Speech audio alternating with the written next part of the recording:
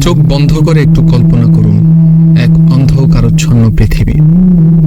অন্যায়, অত্যাচার, অমানবিকতা ছড়িয়ে পড়েছে সর্বত্র। মানুষ ভুলে গেছে সত্যিকার জীবনযাপন কাকে বলে।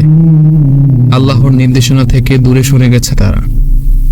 ঠিক তখনই আল্লাহ তাআলা তার অসীম রহমতে পৃথিবীতে প্রেরণ করলেন এমন একজনকে, যার আগমন পাল্টে দিল পুরো মানব জাতির ভবিষ্যৎ। হিজাজের মরুভূমি, সময়টা ছিল 570 খ্রিস্টাব্দ। আরবদের অশান্ত সময়ে মক্কার বনি হাসিম গোত্রের একজন নারীর কোলে জন্ম নেন এক শিশু, যিনি ছিলেন মানবতার মুক্তিদাতা। আব্দুল্লাহ এবং আমিনার সেই ছোট্ট শিশু আমাদের প্রিয় নবী হযরত মুহাম্মদ সাল্লাল্লাহু আলাইহি ওয়াসাল্লাম। সেই সময় গোটা বিশ্ব ডুবেছিল অন্ধকারে। অন্যায়, পাপাচার, কুসংস্কারে নিমজ্জিত ছিল সমাজ। আরব সমাজে দাসত্ব, নারীর অবমাননা, যুদ্ধ, হিংসা ছিল নিত্যদিনের ঘটনা। কেউ জানত না কিভাবে আলোর পথ খুঁজে পাওয়া যায়। কিন্তু মুহাম্মদ সাল্লাল্লাহু আলাইহি ওয়াসাল্লামের আগমন ছিল সেই অন্ধকারের মাঝে আলোর রেখা।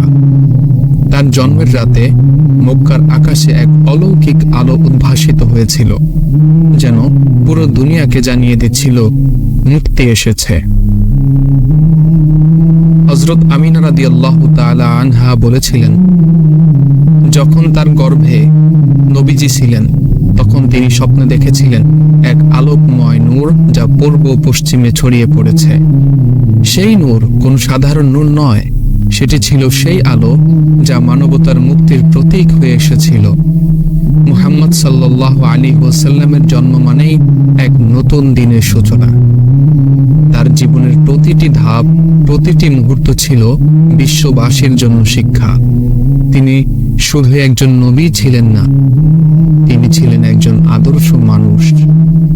তিনি আমাদের শিখিয়েছেন ভালোবাসা, ধৈর্য, ক্ষমা, মানবতা, এমন কিছু মূল্যবোধ যা আজও আমাদের জন্য পথ প্রদর্শক।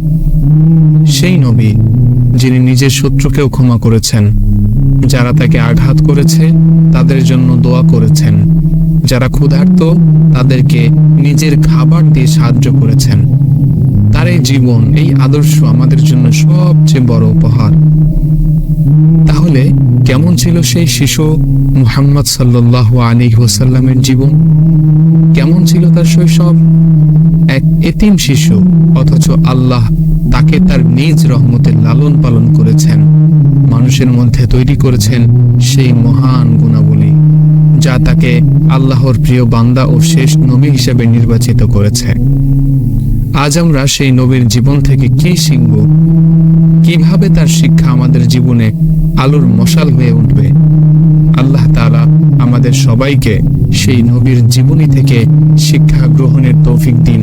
সেই শিশু মুহাম্মদ সাল্লাল্লাহু আলাইহি ওয়াসাল্লাম, যার জন্মের মাধ্যমে আল্লাহ আমাদের জন্য মুক্তির পথ দেখিয়েছেন, আমাদের হৃদয়ে তার ভালোবাসা এবং অনুসরণ গেঁথে দিন।